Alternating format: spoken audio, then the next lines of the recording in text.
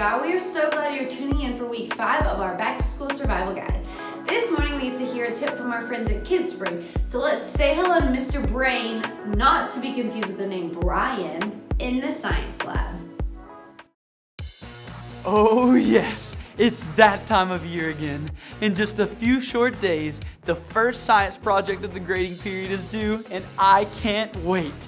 Now, I don't look for something that's going to change the face of science, like an Xbox that runs on purely H2O. That's water for you non-scientists out there. I simply expect my students to give their best, nothing less. You can always tell the students who pass their science projects off to their parents. They come in with a really complex model of something that looks really nice, but when you ask them to explain it, they can't. They don't really know what it is or what it does. Now, it may look nice and it may be pretty, but do you know who's likely to get a better grade? The students who gave their best and worked really hard on their project. Now, it may not end up being the prettiest or the most scientific, but it shows me that they gave their best, nothing less. Now, when it comes to giving your best, it's not all about science projects. You should give your best in everything you do. Take homework, for example, the scientific method, constructing a hypothesis. Pure bliss. Another way you can give your best in school is to study for all your tests. You can't expect to do well if you're not willing to put in the time studying so that you can give your best. And sometimes, giving your best can be as simple as trying harder to pay attention to your teacher or being kind to another student. When you give your best and nothing less, you're sure to have a great school year. And who knows, you might even like school so much that you want to become a teacher, just like me. That's right, Mr. Brain, you sure are smart. We should always try to give our best, nothing less in all that we do. Why? Because all good things we have, including our money, are from God. When we trust God to give us everything we need, we can give Him our best and nothing less. We can read more about this in our Bibles. If you look in the New Testament in Mark chapter 12, verses 41 through 44, we can read about a poor widow's offering as an example. Let's check it out now. One day, Jesus was sitting at the temple watching people as they put money in the offering box.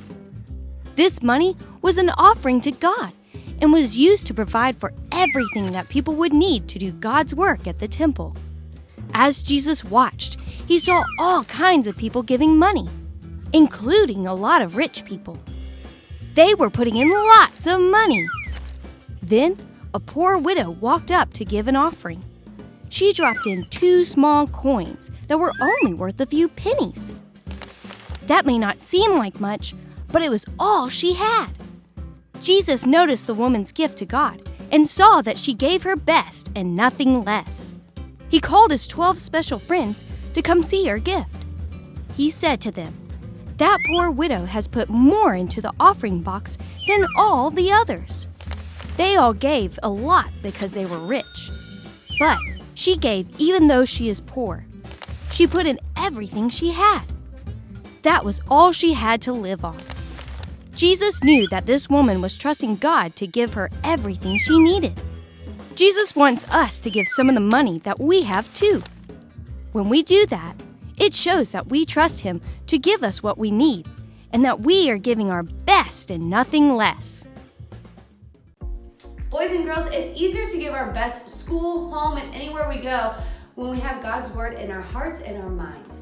The verse we've been memorizing is all about remembering and applying instruction from the Bible. Can you say it with me? Hold on to instruction. Do not let it go. Guard it well, for it is your life. Proverbs 4:13.